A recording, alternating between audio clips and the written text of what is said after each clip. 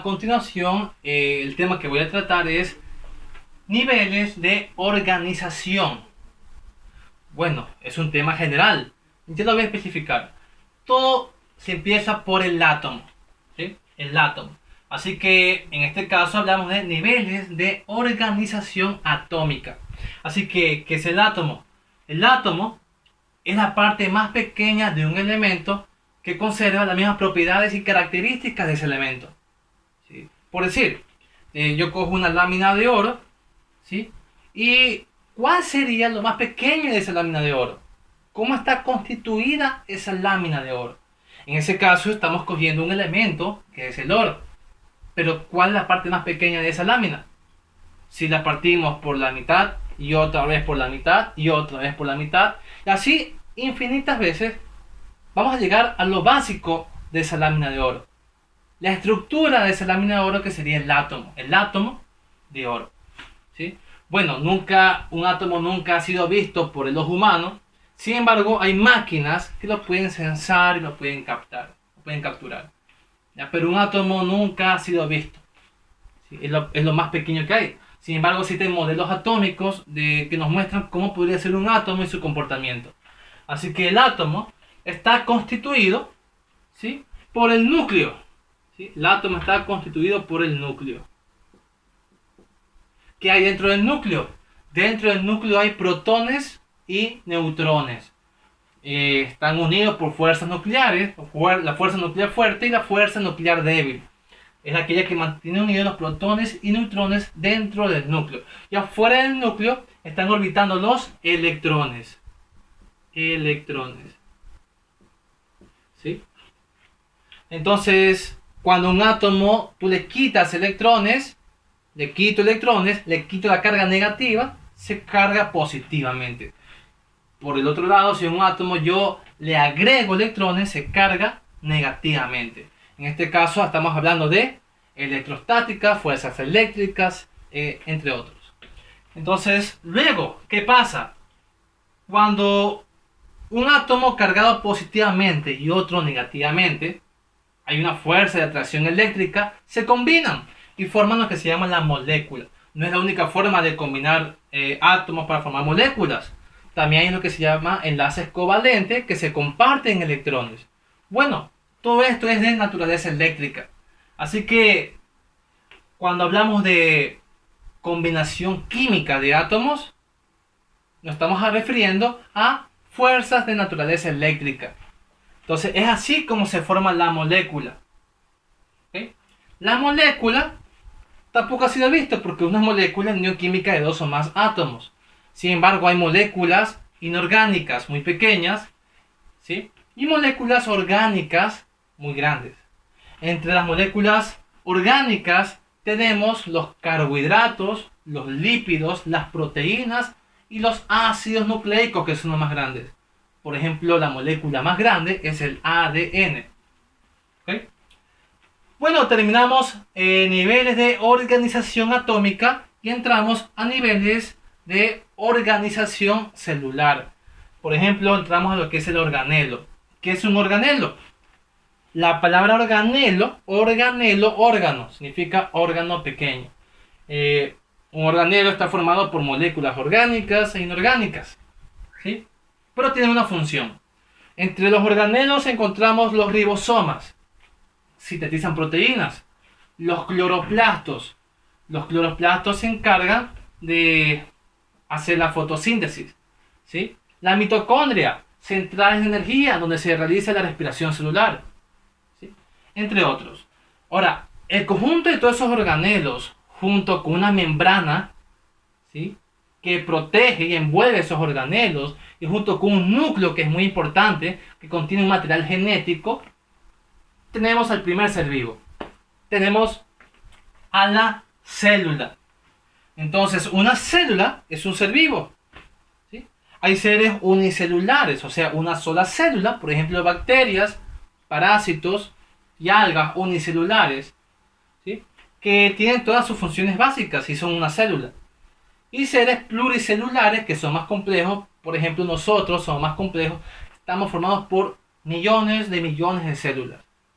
¿Okay? Ahora, Un conjunto de células del mismo tipo forman lo que se llama el tejido. Y hay muchos tipos de tejido. El tejido que conforma la piel y también el tejido adiposo del hígado. El hígado es muy importante ya que se encarga de filtrar las partículas sólidas, limpiar la sangre y también tiene una función inmunológica muy importante. Ahora, el conjunto de tejidos forman el órgano. Entonces, un órgano ya es un aparato, una máquina. Ya tiene una función específica. Por ejemplo, el corazón se encarga de bombear sangre y la sangre transporta nutrientes, oxígeno y sistema inmunológico. Transportan glóbulos blancos, ¿sí? Y plaquetas que son muy importantes. Así que el corazón es una bomba, ¿sí? Bombea sangre a todas las partes del cuerpo y con eso transporta el oxígeno. Gracias a los glóbulos rojos que transportan el oxígeno. Por ejemplo, el órgano del ojo, también muy importante, el órgano del cerebro, que es donde almacenamos nuestros recuerdos, la percepción de lo que vemos, oímos, sentimos, ¿sí? Los órganos. Ahora los órganos, un conjunto de órganos forman lo que es un sistema. Y tenemos diversos tipos de sistemas. Sistema respiratorio, sistema circulatorio, sistema endocrino, que se refiere a las hormonas. Las hormonas son muy importantes ya que regulan la actividad y función del cuerpo humano. Sistema inmunológico, que ya hablamos de las defensas del cuerpo humano. Sin ellas, pues no podríamos vivir, ¿sí? Estaríamos indefensos ante cualquier patógeno del ambiente. Sistema nervioso, ¿sí? Sistema digestivo, es todo el conjunto de procesos desde que ingresan los alimentos hasta que sale por el ano. Ahora, todo ese conjunto de sistemas forman a lo que es el individuo. Y entramos a un nuevo nivel de organización, al que llamamos nivel de organización ecológica. Entonces, ¿qué es un individuo? Un individuo es uno solo. Uno solo es un individuo. Por ejemplo, un perro es un individuo. Un gato es un individuo. Uno solo, algo forever alone, es un individuo. Ahora, un individuo, si tú pones, por ejemplo, un perro junto con otro perro, ya no está solo, ya no es un individuo. Estamos hablando de una población. Entonces, ¿qué es una población? La población es un conjunto de individuos de la misma especie. ¿Sí? Conjunto de individuos de la misma especie. ¿Qué es una especie? Un conjunto de organismos que tienen similares características genéticas, que se pueden reproducir y que sus crías son fértiles. ¿Sí? Esto es muy importante. Una especie, conjunto de organismos que se pueden reproducir y sus crías son fértiles. Por ejemplo, un caballo o yegua y un burro no son de la misma especie. Se pueden reproducir, sí, pero sus crías no son fértiles. Por ejemplo, la mula, producto de esa unión, no es fértil. O sea que no son de la misma especie. ¿Ya? Ahora, tengo la población de perros. Le junto con la población de gatos.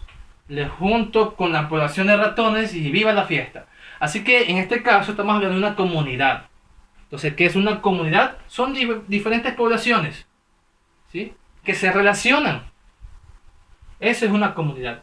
Pero la comunidad solita no puede sobrevivir. Necesita de tierra, luz, agua, temperatura. Lo que hablamos anteriormente, ¿sí? La interacción de esa comunidad con su medio ambiente es lo que llamamos ecosistema. Existen muchos tipos de ecosistemas. Por ejemplo, en el Ecuador, diversos tipos de ecosistemas. En un charco puede haber un ecosistema, ¿sí? En la ecosistema, por ejemplo, en la región oriental, ecosistema tropical. En los páramos hay todo un ecosistema de plantas y animales. En la costa también todo un ecosistema, ¿sí? Y son las diferentes condiciones de esos ecosistemas. Todo eso forma lo que es el bioma, ¿sí? Entonces el bioma son diferentes ecosistemas que habitan en un área geográfica. ¿Ya? Ahora, biomas, hay muchos biomas en la Tierra, ¿sí? En el agua, ¿sí? En la corteza, muchos biomas. Y el conjunto de todos esos biomas forman lo que es la biosfera, que sería el nivel más grande de organización que hay. Bueno, con esto queda concluido los niveles de organización, tanto atómica, celular, ¿sí? Celular, biológica y ecológica.